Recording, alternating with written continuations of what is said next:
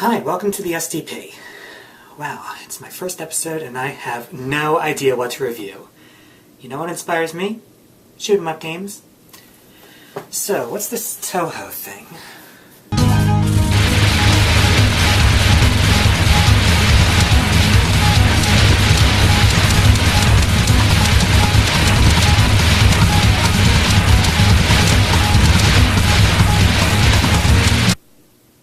Screw that, we're going old school.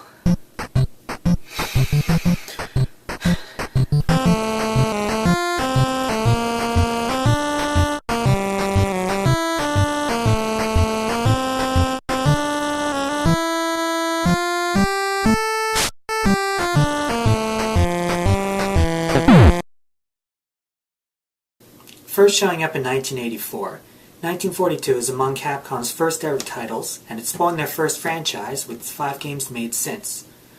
It's a pretty simple shoot 'em up in the grand scheme of things, far removed from the bold hells of today, but it did evolve the formula created by Space Invaders, Galaga, and that sort of thing. You play as a P-38 Lightning fighter for the Allied forces in World War II, and your ultimate goal is to survive a series of 32 levels while shooting down any Japanese planes that would pose a threat to your safety. Considering that at this point in time you were gradually moving away from video games where you would just try to get a high score, and that could theoretically go on forever, to those with the definitive story and ending, having 32 levels which last as long as they do is pretty substantial. It's certainly a turnabout from the last game.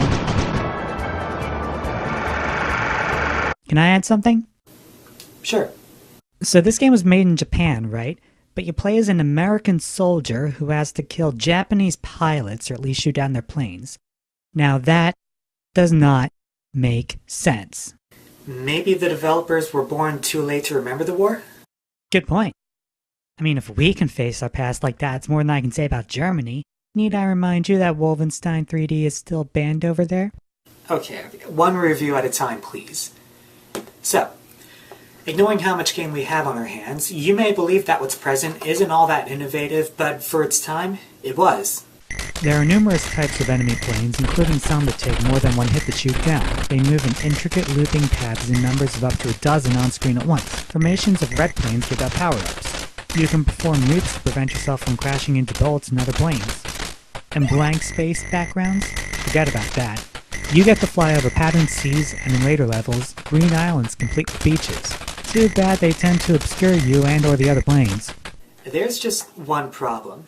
Up until now, I've been showing you the arcade version of the game, but I'm here to review the NES port. This is what it looks like on the NES.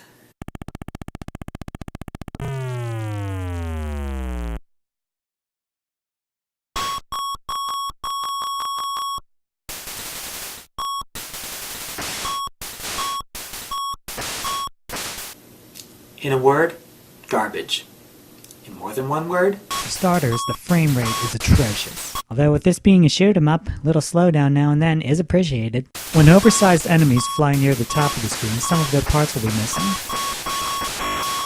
On rare occasions, your shots will fail to fire even if the shooting sound effect plays. Even the heads-up display flickers every so often if you look hard enough. And the music.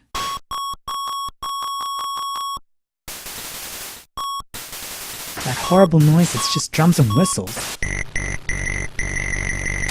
Okay, so it's the same music from the arcade version, but it's rendered so poorly and scratchy on this port. Coming from an earlier time, 1942 was a no-frills shooting experience, more so than some of you might be used to.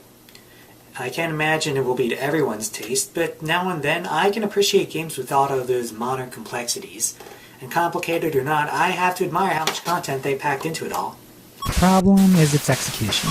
On the NES, this game runs like a wingless albatross thanks to its inefficient graphics engine and annoying audio quality.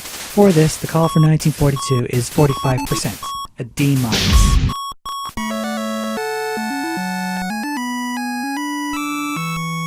There's a direct port of the arcade version on the Wii Shop and on GameTap's basic subscription service. Or you could check out its sequel, 1943, The Battle of Midway, which was also ported to the NES. I hear that was a good one. Thank you. Well, if nothing else, I am influential. This is Kevin, with Ichigo, and you are the Resistance.